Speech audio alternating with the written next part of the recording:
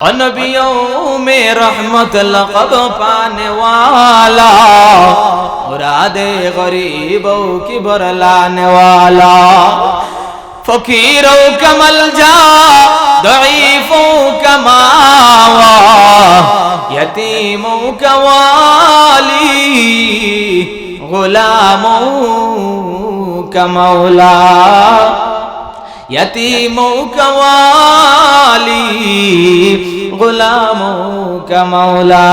আমাদের নবী এমন নবী, আমাদের নবী হলেন ইয়েতিমদের অভিভাবক। জোরে বলেন সুবহানাল্লাহ। আমাদের নবী হলেন ইয়েতিমদের অভিভাবক। আমাদের নবী হলেন যেই সমস্ত মানুষেরা এই সমাজের মধ্যে খাবার খাইতে পারে না, আল্লাহর নবী এদের খাবারের ব্যবস্থা করে দেন। অসহায় মানুষের পাশে দাঁড়ান, গরিবের পাশে দাঁড়ান। ইয়েতিমদের অভিভাবক হলেন আমার নবী। আমার পানের ভাইরা, নবীজি কি পরিমাণ ইয়েতিমদের উপর রহম করেছিলেন, কি পরিমাণ ইয়েতিমদের প্রতি সহানুভূতি ছিলেন। এই জন্য ইয়েতিমদের উপর জুলুম করা যাবে না। এরপরে হলো ওয়াল মাসাকিন, মিসকিনদের হক। মিসকিন কারা? মিসকিন হলো যাদের কোনো সম্পত্তি নাই, যাদের কোনো কিছুই নাই, টাকা পয়সা তো নাই, বাড়িঘর কোনো কিছুই নাই। এই মিসকিনদের হক আদায় করতে হবে, এই মিসকিনদের সাথে ভালো ব্যবহার করতে হবে। জাহান্নামীরা যখন জাহান্নামে যাবে, জান্নাতীরা যখন জান্নাতে যাবে, এক পর্যায়ে জান্নাতীরা জাহান্নামীদেরকে জিজ্ঞাসা করবে, ও জাহান্নামীরা, মা সালাকাকুম ফি সাকার? ক্বালু লাম নাকু মিনাল মুসাল্লিন ওয়া লাম নাকু নুতঈমুল মিসকিন। জাহান্নামীদেরকে জিজ্ঞাসা করবে, ওরে জাহান্নামীরা, নোয়ারাই বাজারের ব্যবসায়ী আমরাও ছিলাম, তুমিও ছিলে, একই এলাকার কৃষক আমরাও ছিলাম, তুমিও ছিলে, একই সাথে আমরা দুই দুস্থ, একই সাথে দুনিয়াতে ছিলাম, কিন্তু আজকে তুমি জাহান্নামে, আর আল্লাহ আমাকে জান্নাতে দিয়েছেন। ওরে জাহান্নামীরা, কোন কারণে আজকে তোমরা জাহান্নামের মধ্যে আসছো? কোন কারণে তোমাদেরকে জাহান্নামে নিয়ে আসছে? ওই সময় জাহান্নামীরা বলবে, চারটা কারণে আল্লাহ পাক আমাদেরকে জাহান্নামে দিয়েছেন। জোরে বলেন, কয় কারণ? চারটা কারণে আল্লাহ আমাদের জাহান্নামে দিয়েছেন। এক নাম্বার কারণ হলো লাম নাকু মিনাল মুসাল্লিন, আমরা দুনিয়াতে মুসল্লি ছিলাম না। ওরে মুসলমান, মুসল্লি কাকে বলা হয়? যারা ফজর থেকে নিয়ে এশা পর্যন্ত প্রতিদিন নামাজ পড়ে, এদেরকেই মুসল্লি বলা হয়। জোরে বলেন ঠিক কিনা? যদি মুসলমানরা আল্লাহু আকবার বলে, এই আল্লাহু আকবারের ধ্বনিতে বেঈমান কাফিরদের মধ্যে কম্পন শুরু হয়। জোরে বলে আল্লাহু আকবার। আমাদের জবান দিয়েছেন কে? কথা বলার শক্তি দিয়েছেন কে? আজকের এই মাহফিলে আসার তৌফিক দিয়েছেন কে? তাহলে আরো জোরে আকাশ বাতাস মুখরিত করে বলে আল্লাহু আকবার, নারে তাকবীর, দ্বীন ইসলাম। আল্লাহ পাক আমাদের সবাইকে কবুল করুন বলে আমিন। আমি আপনাদের সামনে মহাগ্রন্থ আল কোরআন থেকে একখানা আয়াত তিলাওয়াত করেছি। কর্তৃপক্ষ আমাকে একটা বিষয়ের প্রতি ইঙ্গিত করেছেন, সে বিষয়কে সামনে রেখে আমি আপনাদের সামনে কিছু আলোচনা করার চেষ্টা করব। আল্লাহ যেন আমাকে ইখলাসের সাথে বলার, আপনাদেরকে আমলের নিয়তে শোনার তৌফিক দান করেন। সকলে বলে আমিন। যে বিষয়টা আমি আপনাদের সামনে তুলে ধরতে চাই, সেটা হলো বান্দার হক। আল্লাহ পাক রব্বুল আলামিন এই পৃথিবীতে আমাদের উপর যতগুলো হক দিয়েছেন, এই হকগুলোকে প্রাথমিকভাবে প্রথমত দুই ভাগে ভাগ করা যায়। এক ভাগের নাম হলো হকুল্লাহ, আরেক ভাগের নাম হলো হকুল ইবাদ।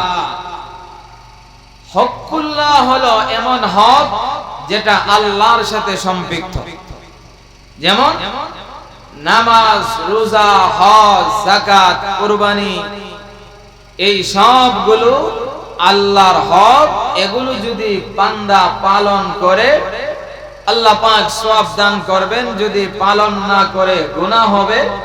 তবে আল্লাহর কাছে যদি মাফ চায়, আল্লাহ চাইলে বান্দার ওই গুনাহ মাফ করতে পারেন। এটা হলো আল্লাহর হক।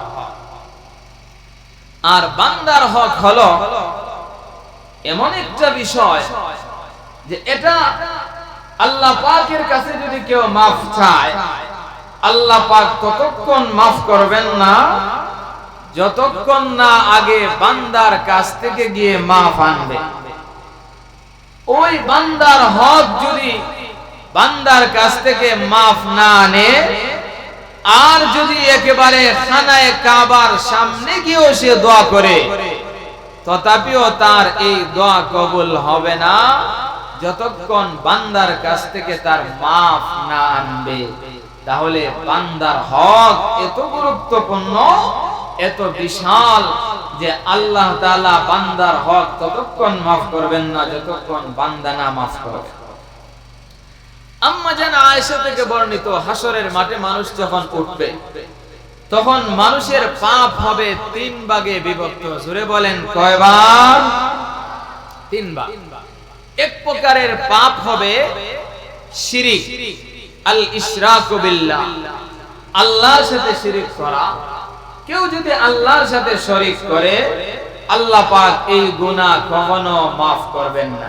আল্লাহ বলেন, ইন্নাল্লাহা লা ইয়াগফিরু আন ইউশরাকা বিহি ওয়া ইয়াগফিরু মা দুনা যালিকা লিমান ইয়াশা। আল্লাহ রাব্বুল আলামিন বলেন, আমি আল্লাহ বান্দার সমস্ত গুনাহ maaf করি, কিন্তু শিরকের গুনাহ আমি আল্লাহ maaf করি না। ওরে বান্দা,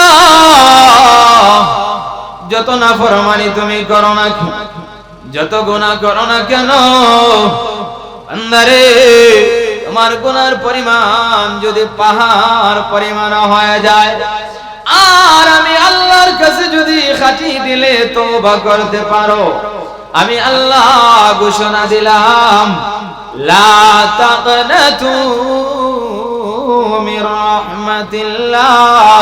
ওরে মুমিন, আমি আল্লাহর রহমত থেকে তোমরা নিরাশ হয়ো না।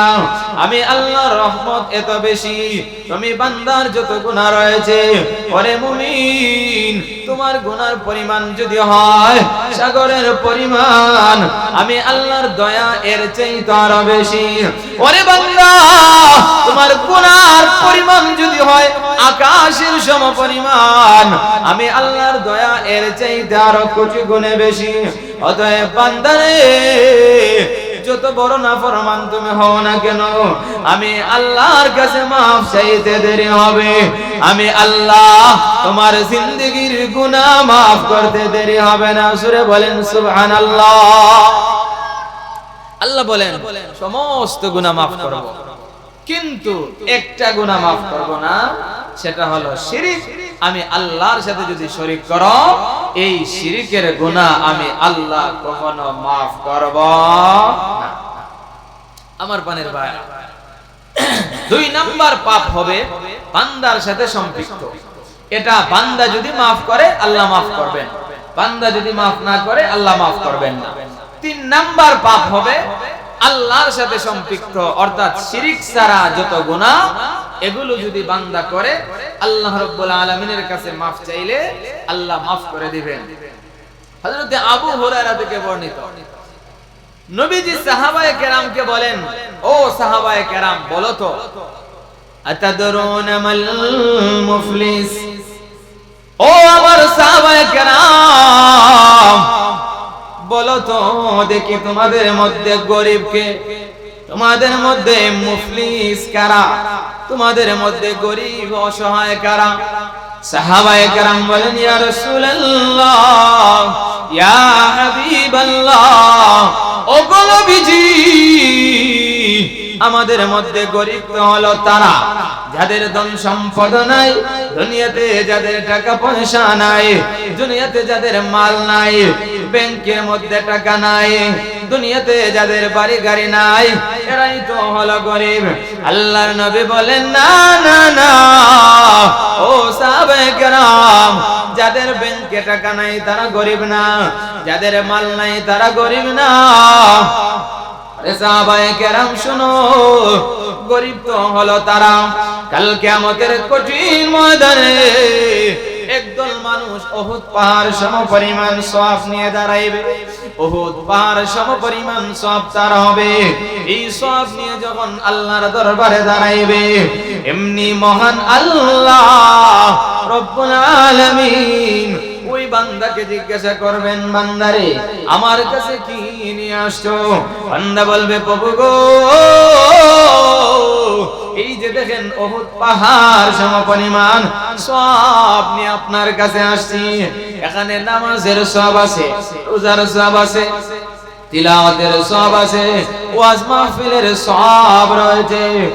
রব্বুল আলামিন সব ধরনের সওয়াব এখানে আছে।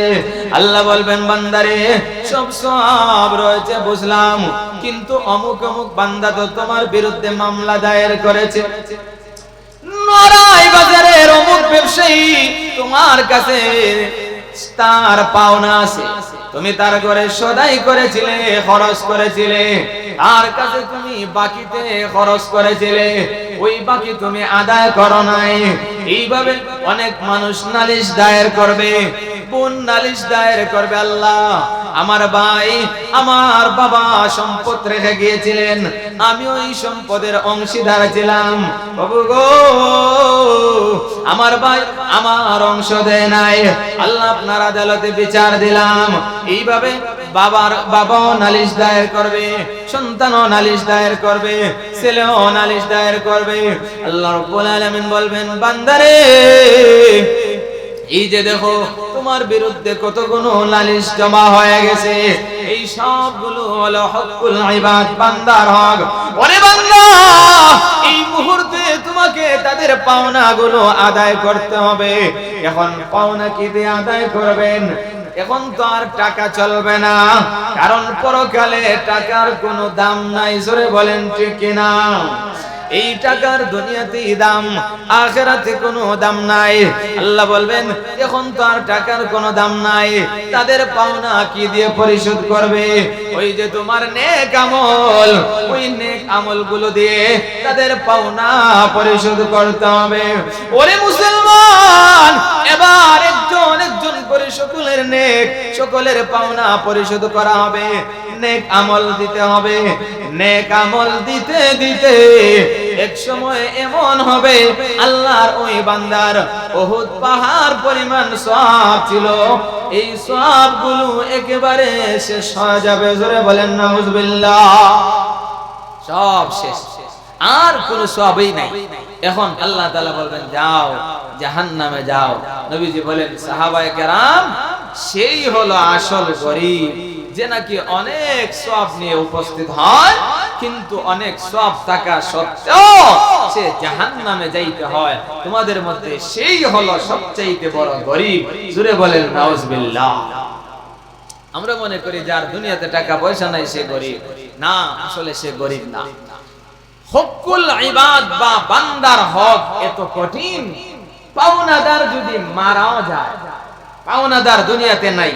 আপনি নোয়ারাই বাজারের একজন ব্যবসায়ীর কাছ থেকে আপনি অনেক সদাই করেছেন, অনেক মাল ক্রয় করেছেন, কিন্তু এক সময় আপনার ওই ব্যবসায়ী মারা গেছে। পাওনাদার যখন মারা যাবে, মারা যাওয়ার পরেও তার পাওনা কিন্তু আপনি আদায় করতে হবে। এটা বললে হবে না যে সে তো মারা গেছে, আমি আর সে ছাড়া তো আর কেউ জানে না, না দিলে কি বা হলো। এমনটা যদি মনে করেন, আল্লাহর আদালতে কাল কিয়ামতের কঠিন ময়দানে আপনাকে জবাবদিহিতা করতে হবে। জোরে বলেন ঠিক কিনা?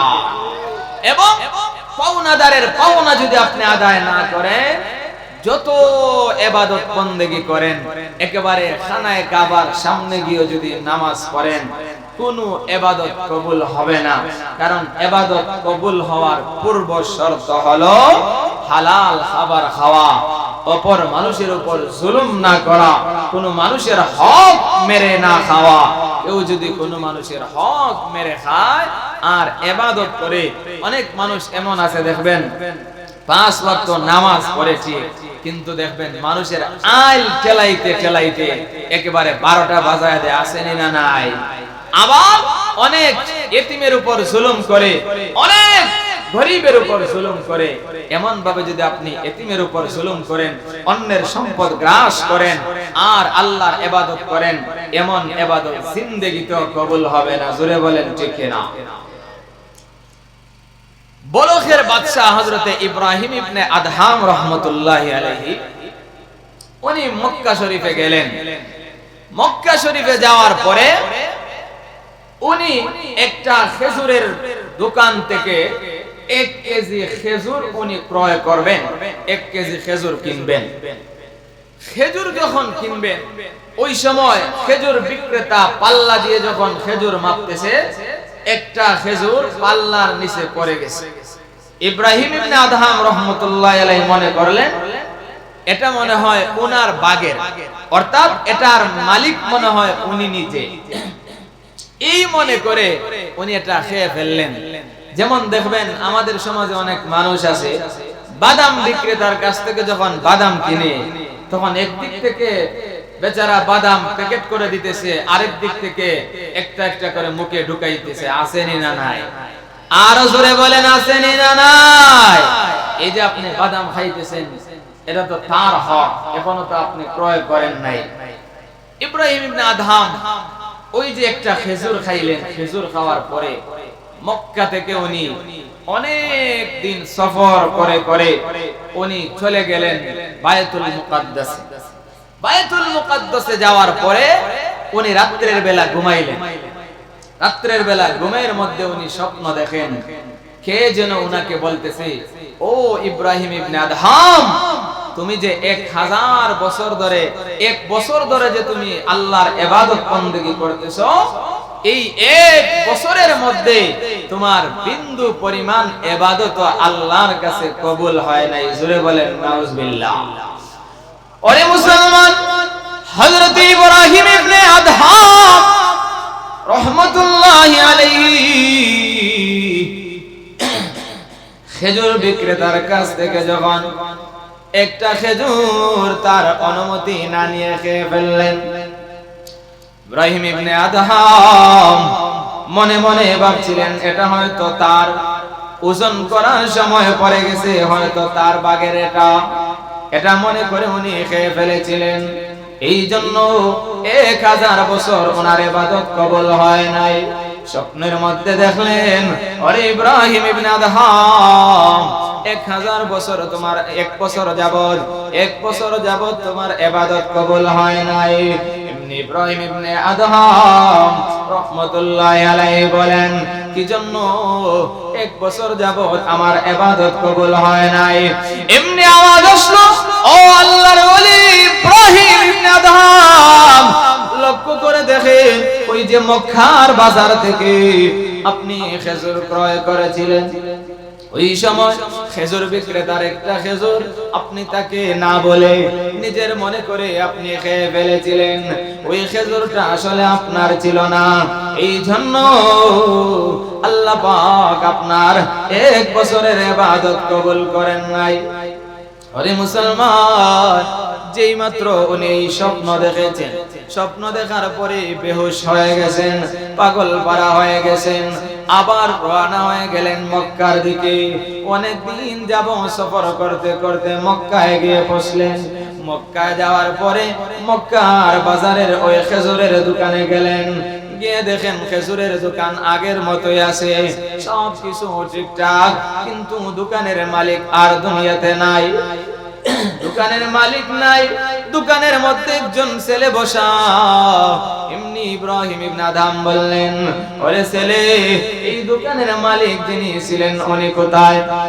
এমনি ছেলে ডাক দিয়া বলে, ওগো আল্লাহর ওলি, এই দোকানের মালিক যিনি ছিলেন তিনি হলেন আমার আব্বা।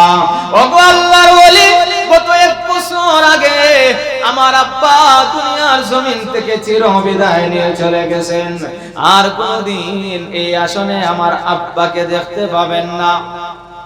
এমনি ইব্রাহিম ইবনে আদহাম বলেন, ওরে ছেলে, তাহলে তোমার কাছে তো, তোমার বাবার কাছে তো আমার একটা পাওনা রয়েছে, এই পাওনাটা আদায় করার জন্য আমি আসছি।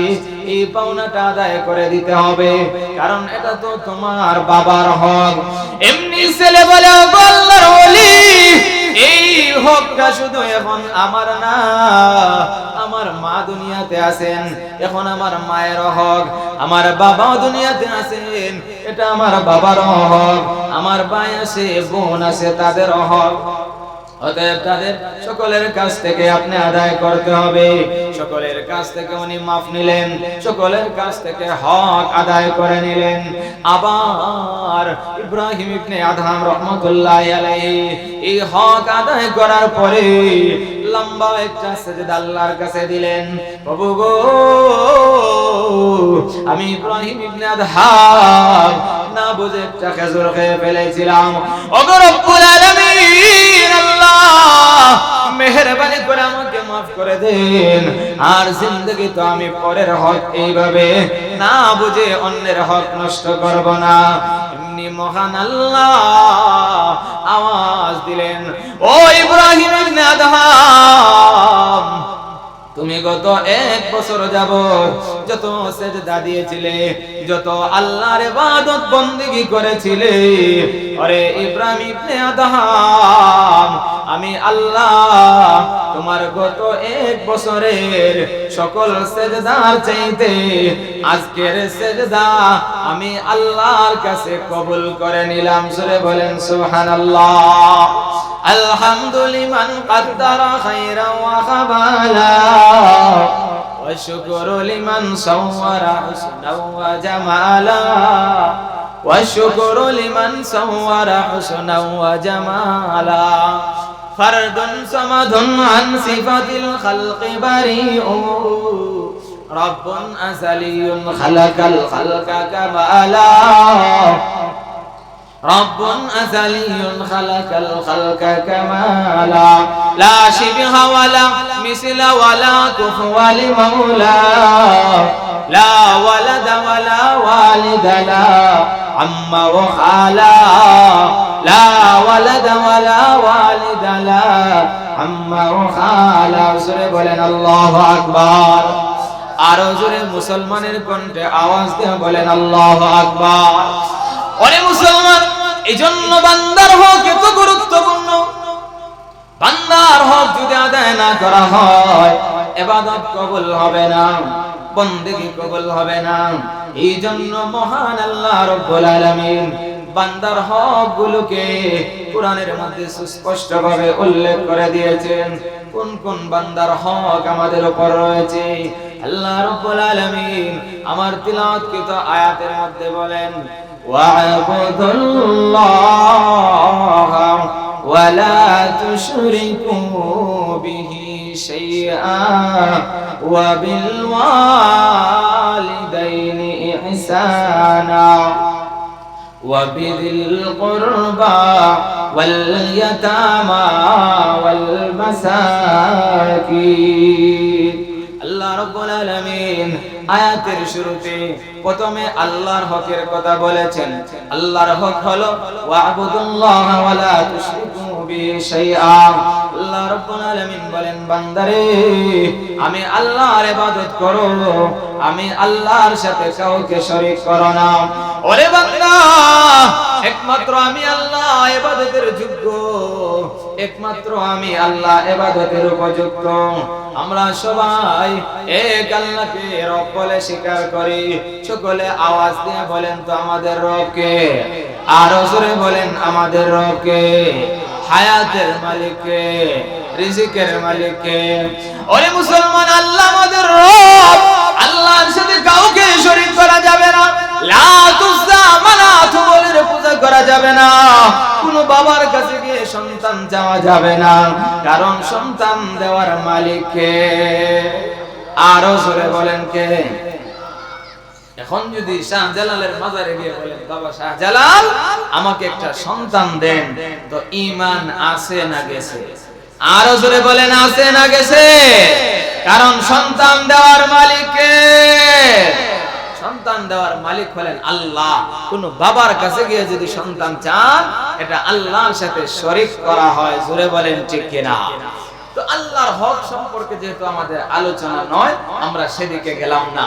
এরপরে আল্লাহ তাআলা বান্দার হকের আলোচনা শুরু করেছেন। আল্লাহ বলেন, ওয়াবিল ওয়ালিদাইনি ইহসানা। বান্দার হকের মধ্যে এক নাম্বার হক, সর্বপ্রথম হক, আল্লাহ বলেন তোমাদের মা বাবার সাথে সৎ আচরণ করো। জোরে বলেন সুবহানাল্লাহ।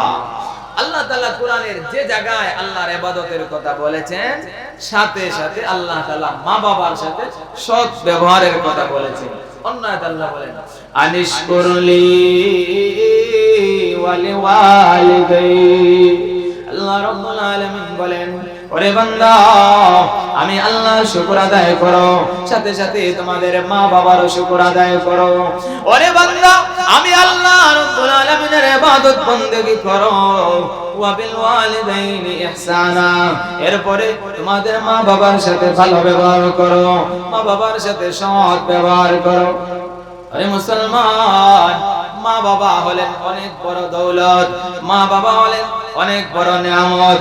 এই মা বাবা যাদের আছে তারাই বুঝতে পারে মা বাবা কেমন দৌলত। এই মা বাবার নাফরমানি যদি কেউ করে, মা বাবার অবাধ্য যদি হয়, দুনিয়াতেও বরবাদ, আখিরাতেও বরবাদ। মা বাবার সাথে যারা ভালো ব্যবহার করবে, এরা দুনিয়াতেও কামিয়াব হবে, আখিরাতেও কামিয়াব হবে। আল্লাহ রাব্বুল আলামিন কোরআনের অন্য আয়াতে বলেন, ওয়াকাদা রাব্বুকা আল্লা তা'বুদু ইল্লা ইয়্যাহু ওয়া বিল ওয়ালিদাইনি ইহসানা। ইম্মা ইয়াবলুগান্না ইনদাকাল কিবারা আহাদুহুমা আও কিলাহুমা ফালা তাকুল লাহুমা উফিন ওয়ালা তানহারহুমা ওয়াকুল লাহুমা কাওলান কারীমা। আল্লাহ রাব্বুল আলামিন বলেন, বান্দারে, আমি আল্লাহর ইবাদত বندگی করো, সাথে সাথে তোমাদের মা বাবার সাথে সৎ ব্যবহার করো। ওরে বান্দা, তোমাদের মা বাবা দুইজন থেকে একজন কেউ যদি বার্ধক্যে উপনীত হয়, তুমি তাদেরকে উফ শব্দটা বলো না। মা বাবা যদি উফ শব্দটা বলে সন্তান কষ্ট দেওয়ার কারণে, মা বাবা যদি উফ শব্দটা বলে সন্তানের দুনিয়া বরবাদ, আখিরাতও বরবাদ হয়ে যাবে। মা বাবার সাথে নরম ব্যবহার করো, সুন্দর ভাষায় কথা বলো, তাদের সামনে বিনয়ের পাখা বিছায়া দাও, তাদের সামনে নম্রতার সাথে কথা বলো। আল্লাহর নবী বলেন, রে উম্মত, কেউ যদি মা বাবার চেহারার দিকে মায়ার নজরে একবার তাকায়, মহান আল্লাহ তাকে একটা কবুল হজের সওয়াব দান করেন। জোরে বলেন সুবহানাল্লাহ। সাহাবী বলেন, ইয়া রাসূলুল্লাহ, ইয়া হাবিবাল্লাহ, ওগো নবীজি, কেউ যদি মা বাবার চেহারার দিকে দুইবার তাকায়, নবীজি বলেন দুইটা কবুল হজের সওয়াব দাও। ওগো নবীজি, যদি তিনবার তাকায়, নবীজি বলেন তিনটা কবুল হজের সওয়াব দেওয়া হবে। এইভাবে মা বাবার চেহারার দিকে যতই তাকাইবে, ততই শুধু সওয়াব আর সওয়াব লেখা হবে। ওরে উম্মত, মা বাবার কদর করতে হবে, মা বাবার সাথে নাফরমানি করা যাবে না, মা বাবার অবাধ্য হওয়া যাবে না। কারণ এই মা বাবা দুনিয়াতে আমাদের জন্য এত কষ্ট করেছেন, একমাত্র নিঃস্বার্থ মহব্বত যদি দুনিয়াতে থাকে, ওই মহব্বত হলো মা বাবার মহব্বত। জোরে বলেন ঠিক কিনা? ওই মুসলমান, লক্ষ্য করে দেখেন, সন্তান যখন বিদেশ থেকে বাড়িতে আসে, আত্মীয় স্বজন, স্ত্রী, বিবি, বাচ্চা সকলেই বাবার, সকলেই ওই প্রবাসীর হাতের দিকে তাকায়, বাবা আমার জন্য কি নিয়ে আসছেন। স্ত্রী হাতের দিকে তাকায়, আমার স্বামী আমার জন্য কি নিয়ে আসলেন। এইভাবে বোন ভাইয়ের হাতের দিকে তাকায়, কি নিয়ে আসলেন। কিন্তু মা সন্তানের হাতের দিকে তাকায় না, মা সন্তানের চেহারার দিকে তাকায়। মা সন্তানের চেহারার দিকে তাকায়। সন্তানকে দেখার পরে মা সন্তানটাকে এইভাবে জড়াইয়া ধরে। ওরে মুসলমান, সন্তান যখন বিদেশ থেকে আসে, এয়ারপোর্ট যখন মা সন্তানকে রিসিভ করার জন্য যায়, সন্তানটাকে দেখা মাত্রই মা তখন জড়াইয়া ধরে। এমনি মা সন্তানকে বলে, বাবারে তুমি তো শুকিয়ে গেছো, তোমার শরীরের অবস্থা এমন কেন? বাড়িতে যখন আসলো, মা সন্তানের হাতের দিকে চায় না, কি নিয়ে আসছে সেটাও জিজ্ঞাসা করে না। আগে সন্তানকে খাবারের ব্যবস্থা করে দে। সন্তানকে আগে বলে, বাবা তুমি হয়তো খাবার খাও নাই, তাড়াতাড়ি খাবারটা খেয়ে নাও। একমাত্র নিঃস্বার্থ মহব্বত এই দুনিয়াতে আল্লাহ মা বাবার অন্তরে দিয়েছেন। এই জন্য আল্লাহ রাব্বুল আলামিন বলেন, ও দুনিয়ার মানুষেরা, এই পৃথিবীতে তোমাদের উপর যতগুলো হক রয়েছে, বান্দার হকের মধ্য থেকে এক নম্বরের হক হলো তোমাদের মা বাবার উপর হক। এই মা বাবার সাথে তোমরা ভালো ব্যবহার করবে। জোরে বলেন সুবহানাল্লাহ। এজন্য আল্লাহ বলেন, এক নাম্বার হক হলো তোমরা মা বাবার সাথে ভালো ব্যবহার করবে। দুই নাম্বার হক হলো মা বাবার হক আদায় করার পরেই দুই নাম্বার হক হলো আল্লাহ রাব্বুল আলামিন বলেন, ওয়াবিল ওয়ালিদাইনি ইহসানান ওয়াবিদিল কুরবা ওয়াল ইয়াতামা ওয়াল মাসাকিন। আল্লাহ রাব্বুল আলামিন বলেন, দুই নাম্বার হক হলো ওয়াবিদিল কুরবা, নিকটাত্মীয় যারা তাদের হক। মা বাবার পরে আপনার নিকটাত্মীয় যারা, আপনার চাচা, আপনার দাদা দাদি, নানা নানি, আপনার খালা, আপনার মামা, আপনার ফুফু, আপনার ভাই, আপনার বোন, এই সমস্ত নিকটাত্মীয় যারা, এদের হক হলো দুই নম্বরে। আল্লাহ তাআলা কোরআনের অন্য আয়াতে বলেন, ইন্নাল্লাহা ইয়া'মুরু বিল আদলি ওয়াল ইহসান ওয়া ইতা'i যিল কুরবা ওয়া ইয়ানহা আনিল ফাহশাই ওয়াল মুনকারি ওয়াল বাগি। আল্লাহ রাব্বুল আলামিন বলেন, নিশ্চয় মহান আল্লাহ তোমাদেরকে আদেশ দিয়েছেন, ইহসানের আদেশ দিয়েছেন, আদলের আদেশ দিয়েছেন, ন্যায় বিচারের আদেশ দিয়েছেন, ইনসাফের আদেশ দিয়েছেন। মহান আল্লাহ তোমাদেরকে আদেশ দিয়েছেন তোমরা যেন নিকট আত্মীয়কে দান করো, নিকট আত্মীয়কে যেন তোমরা দান করো। ওরে মুসলমান, লক্ষ্য করে দেখুন, আপনি যদি একজন গরিবকে দান সদকা করেন, একজন ইতিমকে দান সদকা করেন, শুধুমাত্র দান সদকার সওয়াব পাইবেন। আল্লাহর নবী বলেন, আর যদি আপনার একজন নিকটাত্মীয়কে আপনি দান করেন, যদি সে গরিব হয়, ওই গরিব নিকটাত্মীয়কে যদি আপনি দান করেন, মহান আল্লাহ আপনাকে দুইটা সওয়াব দান করবেন। জোরে বলেন সুবহানাল্লাহ। হলো গরিব হিসাবে যে দান করলেন এই সওয়াব। দুই নাম্বার সওয়াব হলো আত্মীয়তার সম্পর্ক যে বজায় রাখলেন এই সওয়াব। এই জন্য আল্লাহর নবী অন্য হাদিসের মধ্যে বলেন, যারা এই পৃথিবীর মধ্যে চায় তাদের রিজিক বৃদ্ধি হবে, যারা এই পৃথিবীতে চায় সুন্দর জীবন যাপন করবে, শান্তির জিন্দেগি যাপন করবে, আল্লাহর নবী বলেন, ওরে উম্মত, যারা এই পৃথিবীর জমিনে শান্তির জিন্দেগি চাও, শান্তির রিজিক চাও, আরামের জিন্দেগি চাও, তোমরা বেশি বেশি আত্মীয়তার সাথে সম্পর্ক বজায় রাখবে, আত্মীয়তার সাথে সম্পর্ক বজায় রাখবে, সিলার রহমি করবে। আল্লাহর নবী বিশ্ব নবী রাহমাতুল লিল আলামিন আত্মীয় স্বজনদের সব সময় খোঁজ নিতেন। নবীজি আত্মীয়তার সম্পর্ক বজায় রাখতেন। এজন্য নবীজির উপর যখন প্রথম ওহী নাযিল হয়েছিল, গারে হেরা থেকে নবীজি যখন বাড়িতে আসলেন, আম্মা জান খাদিজাতুল কুবরাকে বললেন, জাম্মিলুনি জাম্মিলুনি, ওরে খাদিজা আমাকে কমল দ্বারা আবৃত করো। আজকে এমন একটা আকৃতি আমি দেখেছি, এটা আমি আমার জিন্দেগিতেও দেখি না। এমন কিছু আমার উপরে নাজিল হয়েছে, এরপর আমি সহ্য করতে পারি নাই, আমাকে কম্বল দ্বারা আবৃত করো। ওই সময় খাদিজাতুল কুবরা রাদিয়াল্লাহু তাআলা আনহা নবীজিকে লক্ষ্য করে বলেছিলেন, কাল্লা ওয়াল্লাহি লা ইউখজিকাল্লাহু আবাদা ইন্নাকা লাতাসিলুর রাহিমা ওয়া তাহমিলুল কাল্লা ওয়া তাকসিবাল মা'দুম। ওগো নবীজি, আল্লাহ আপনাকে কখনো বরবাদ করবেন না। ওগো নবীজি, আপনার মধ্যে কিছু গুণ রয়েছে, আপনি ইয়েতিমের সহায়ক হন, আপনি আত্মীয়তার সম্পর্ক বজায় রাখেন, আত্মীয়দের সাথে আপনি সম্পর্ক বজায় রাখেন, আপনি আত্মীয়তার সম্পর্ক বজায় রাখেন, আপনি আত্মীয়দের সাথে ভালো ব্যবহার করেন, এই জন্য আল্লাহ আপনাকে বরবাদ করবেন না। এই জন্য মহান আল্লাহ 2 নম্বরের যে হক দিয়েছেন, এই হকটা হলো নিকট আত্মীয়র হক। আত্মীয় স্বজন যারা, এই আত্মীয় স্বজনদের হক আদায় করতে হবে, কারণ আত্মীয় স্বজনের হক যদি আপনি আদায় করেন, মহান আল্লাহ আপনার উপর খুশি হবেন। জোরে বলেন সুবহানাল্লাহ। এই আত্মীয়দের মধ্যে বোন হলেন এক প্রকারের আত্মীয়, জোরে বলেন ঠিক কিনা। কিন্তু যখন ভাইয়ের বাড়িতে বোন আসে, অনেক ভাই তখন তার চেহারাটা মলিন হয়ে যায়, এমন ভাইও আমাদের সমাজে আসেনি না? না।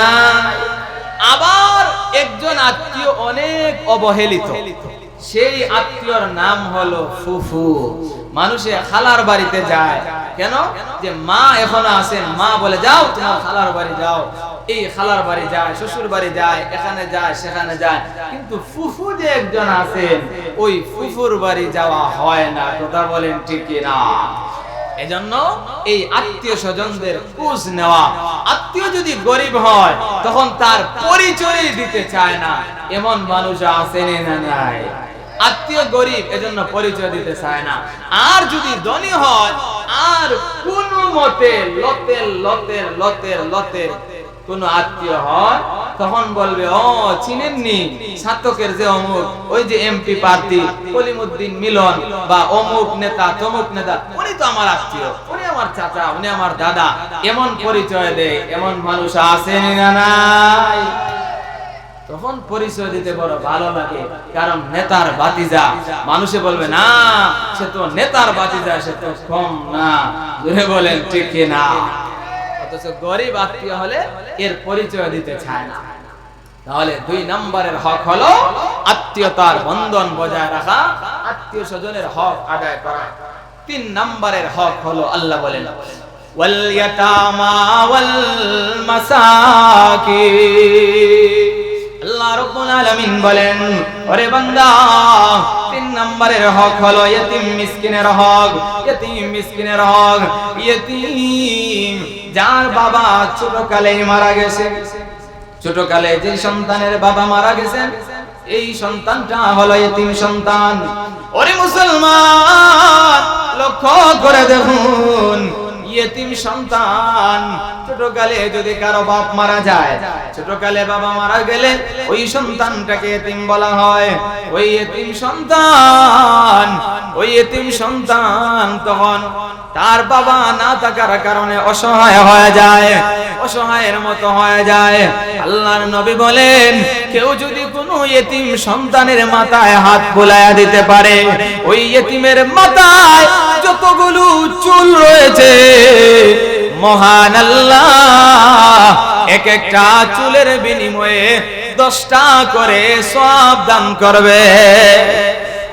এই জন্য ইতিমের হক 3 নম্বরে হলো ইতিম মিসকিনের হক।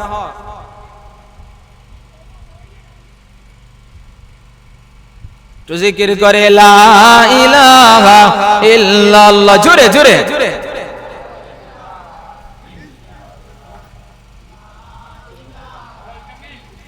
আর জোরে লা ইলাহা,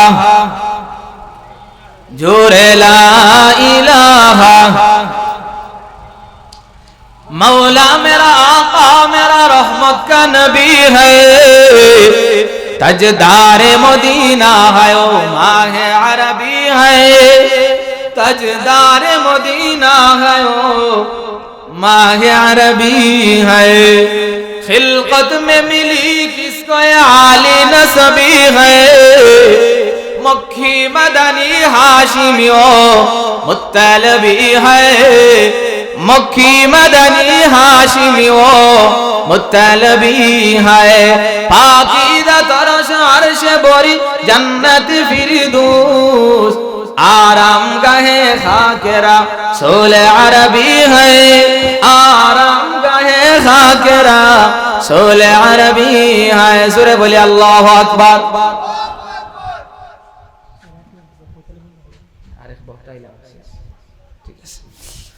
মুআজ্জাব হাজিরিন তো বলতেছিলাম 3 নাম্বার হলো ইতিমের হক কিন্তু আজকে আমাদের সমাজে ইতিমের হক মেরে খাইতে মানুষ বড় আরাম পায় জোরে বলেন আছেন না নাই ভাই মারা গেছে ভাইয়ের সন্তান দুনিয়াতে রেখে গেছে ছোট্ট একটা ছেলে এখন এই ভাইয়ের নোয়ারাই বাজার একটা দোকান আছে এক যারা কিছু জায়গা আছে কিন্তু এই ইতিম ছেলেটাকে কোনোভাবে সে বুঝাইয়া ওই ইতিম সন্তানটাকে বাজারে জায়গা না দিয়া হাওরের মাঝখানে জায়গা একটু বেশি দেয়া নোয়ারাই বাজারে সে 3 তলা বিল্ডিং তুলে ফেলছে এমন মানুষও আসেনি না নাই এক্সাম্পল স্বরূপ বললাম আর কি ইতিমদেরকে মানুষ এইভাবে ধোঁকা দেয় আল্লাহ পাক কোরআনে বলেন বান্দারে ইতিমের সম্পদ খাওয়া মানে তোমার পেটের ভিতরে আগুন ঢুকায় দেওয়া জোরে বলেন নাউজুবিল্লাহ আল্লাহ বলেন ওয়ালা তাকরাবু মালাল ইয়াতীম ইতিমের মাল খাবে তো দূরের কথা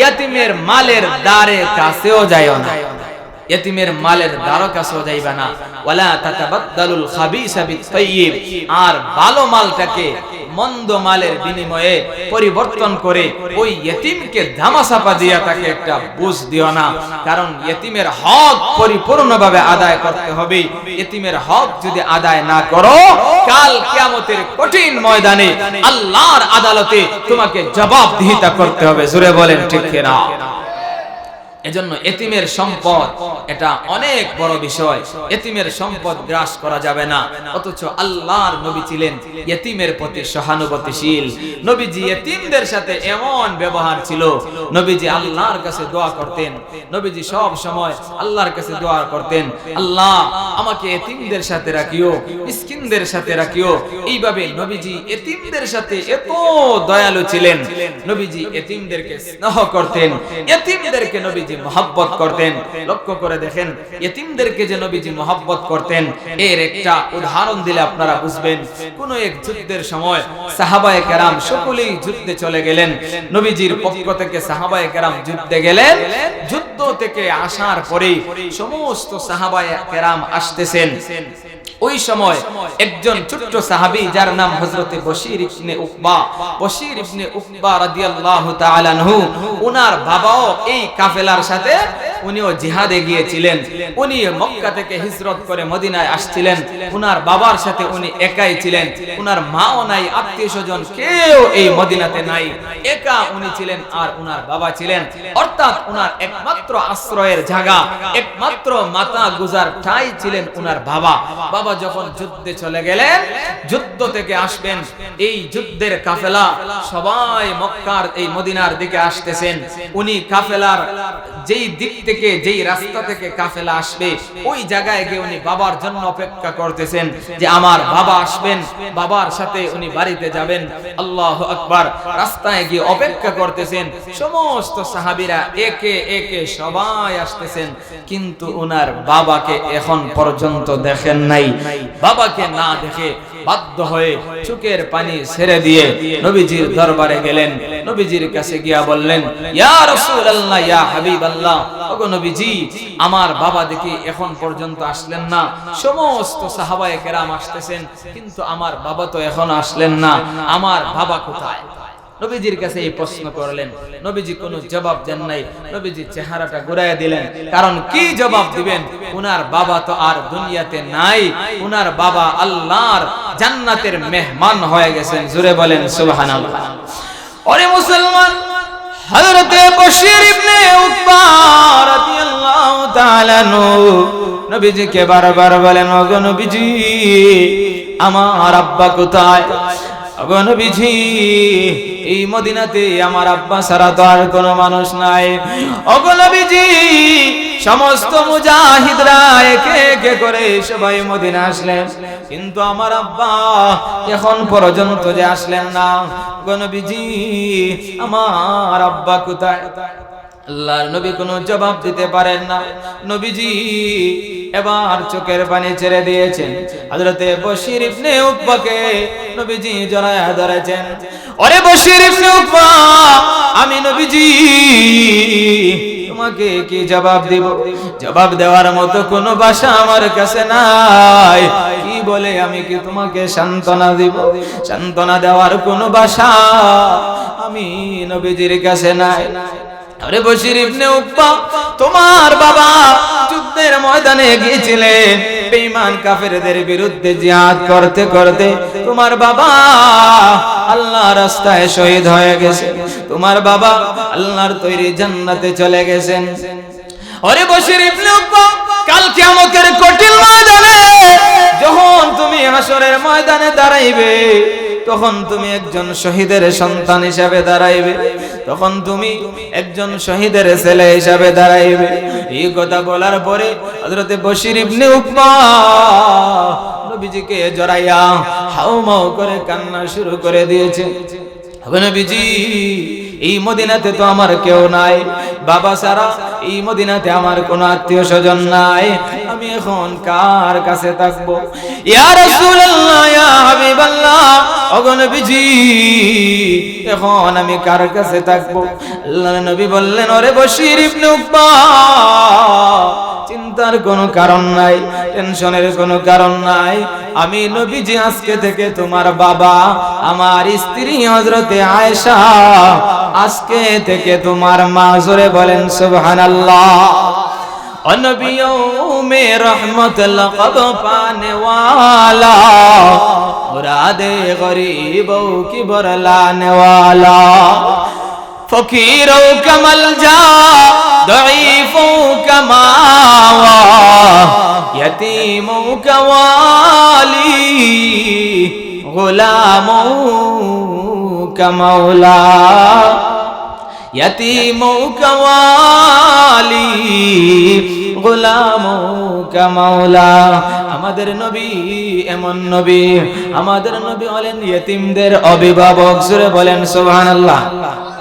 আমাদের নবী হলেন ইয়েতিমদের অভিভাবক। আমাদের নবী হলেন যেই সমস্ত মানুষেরা এই সমাজের মধ্যে খাবার খাইতে পারে না, আল্লাহর নবী এদের খাবারের ব্যবস্থা করে দেন। অসহায় মানুষের পাশে দাঁড়ান, গরিবের পাশে দাঁড়ান। ইয়েতিমদের অভিভাবক হলেন আমার নবী। আমার পানের ভাইরা, নবীজি কি পরিমাণ ইয়েতিমদের উপর রহম করেছিলেন, কি পরিমাণ ইয়েতিমদের প্রতি সহানুভূতি ছিলেন। এই জন্য ইয়েতিমদের উপর জুলুম করা যাবে না। এরপরে হলো ওয়াল মাসাকিন, মিসকিনদের হক। মিসকিন কারা? মিসকিন হলো যাদের কোনো সম্পত্তি নাই, যাদের কোনো কিছুই নাই, টাকা পয়সা তো নাই, বাড়িঘর কোনো কিছুই নাই। এই মিসকিনদের হক আদায় করতে হবে, এই মিসকিনদের সাথে ভালো ব্যবহার করতে হবে। জাহান্নামীরা যখন জাহান্নামে যাবে, জান্নাতীরা যখন জান্নাতে যাবে, এক পর্যায়ে জান্নাতীরা জাহান্নামীদেরকে জিজ্ঞাসা করবে, ও জাহান্নামীরা, মা সালাকাকুম ফি সাকার? ক্বালু লাম নাকু মিনাল মুসাল্লিন ওয়া লাম নাকু নুতঈমুল মিসকিন।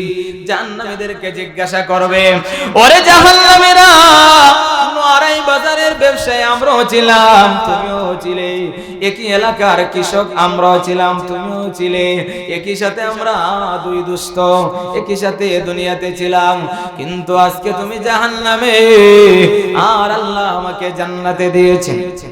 ওরে জাহান্নামীরা, কোন কারণে আজকে তোমরা জাহান্নামের মধ্যে আসছো? কোন কারণে তোমাদেরকে জাহান্নামে নিয়ে আসছে? ওই সময় জাহান্নামীরা বলবে, চারটা কারণে আল্লাহ পাক আমাদেরকে জাহান্নামে দিয়েছেন। সূরা বলেন কয় কারণ? চারটা কারণে আল্লাহ আমাদের জাহান্নামে দিয়েছেন। এক নাম্বার কারণ হলো লাম নাকু মিনাল মুসাল্লিন, আমরা দুনিয়াতে মুসল্লি ছিলাম না। ওরে মুসলমান, মুসল্লি কাকে বলা হয়? যারা ফজর থেকে নিয়ে এশা পর্যন্ত প্রতিদিন নামাজ পড়ে এদেরকে মুসল্লি বলা হয়। জোরে বলেন ঠিক কিনা? এরাই তো মুসল্লি। আর যারা নামাজ পড়ে না এদেরকে কি মুসল্লি বলা হয়? বলা হয় না। একদিন ইমাম সাহেব মসজিদে ওয়াজ করছেন বেনামাজির বিরুদ্ধে। তো ইমাম সাহেবদেরকে তো সবাই সহজ সরল পায়, এখানেই মানুষ জানতে চায়। তো ইমাম সাহেব ওয়াজ করছেন বেনামাজির বিরুদ্ধে। এখন মহল্লার কিছু মানুষ ইমাম সাহেবের বিরুদ্ধে লেগে গেছে। কেন? যে আপনি বেনামাজির বিরুদ্ধে কথা বললেন, আমরা আপনাকে খাবার দেই, আমরা আপনাকে বেতন দেই, আমাদের বিরুদ্ধে আপনি ওয়াজ করলেন, এটা কেমন করে হয়? ইমাম সাহেব বললেন, না, আমি তো তোমাদের বিরুদ্ধে ওয়াজ করি নাই, আমি তো বেনামাজির বিরুদ্ধে ওয়াজ করেছি। তখন তারা বলল, আমরা তো মসজিদে আসি না, আপনি আমাদেরকে দেখে দেখেই এই কথাগুলো বলেছেন, আমরা নামাজ পড়ি না, তাহলে আমরাই তো বেনামাজি। এখন ইমাম সাহেব তো আলেম মানুষ। এই দুনিয়াতে আলেম যারা, এরা যদিও মানুষের কাছে মানুষেরা মনে করে ছোট, কিন্তু আল্লাহর কাছে এরা এই পৃথিবীর মধ্যে সর্বশ্রেষ্ঠ। জোরে বলেন সুবহানাল্লাহ। এবং এদেরকে আল্লাহ যে ইলম দিয়েছেন, যে হিকমত দিয়েছেন, এটা দুনিয়ার কোনো মানুষকে দেন নাই। ইমাম সাহেব আল্লাহর দেওয়া জ্ঞান অনুযায়ী ওই সমস্ত মানুষদেরকে এখন কি জবাব দিলেন? উনি বললেন, শুনো, আমি তো বেনামাজির বিরুদ্ধে ওয়াজ করেছি, আমি তোমাদের বিরুদ্ধে ওয়াজ করি নাই। তোমরা তো বেনামাজি না। কিভাবে?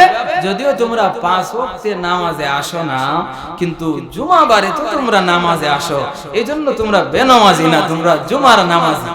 আসেন না নাই? আরেকজন বলে, হুজুর আমি জুমার নামাজেও যাই না, এই টাইম আমার নাই। হুজুর বলেন, দেখো জুমার নামাজে যাও না, অসুবিধা নাই, বৎসরে 2 দিন ঈদ হয়, ঈদুল ফিতর, ঈদুল আজহা। ওই সময় টুপি না থাকলেও আরেকজনের কাছ থেকে ভাড়া করে হলো একটা টুপি নিয়া ঈদের নামাজে যায়। জুরে বলেন, আসেন না নাই? তো তুমি তো ঈদের নামাজ পড়ো। বলে, হুজুর হ্যাঁ ঈদের নামাজ তো পড়ি। তাহলে তুমিও বেনামাজি না, তুমি ঈদের নামাজি। আরেকজন বলে, হুজুর আমি ঈদের নামাজও পড়ি না, এই টাইমও আমার নাই। হুজুর এখন পড়ছেন বড় বিপাকে, কি বলবেন? হুজুর এবার বললেন, শুনো, তোমার এলাকায় তোমার দাদা, চাচা, নানা, আত্মীয় স্বজন কেউ মারা গেছে কিনা? বলে, হ্যাঁ মারা গেছে। তো মারা গেলে তার জানাজায় তুমি গিয়েছিলে কিনা? বলে, আমি তার জানাজায় গেছি। দাদা মারা গেছেন আর জানাজায় যাই না, এটা কি করে হয়? নামাজ না পড়লে কি হবে? ওযু না থাকলেও জানাজার নামাজে শরীক হয়, এমন পাবলিক আছেন না নাই?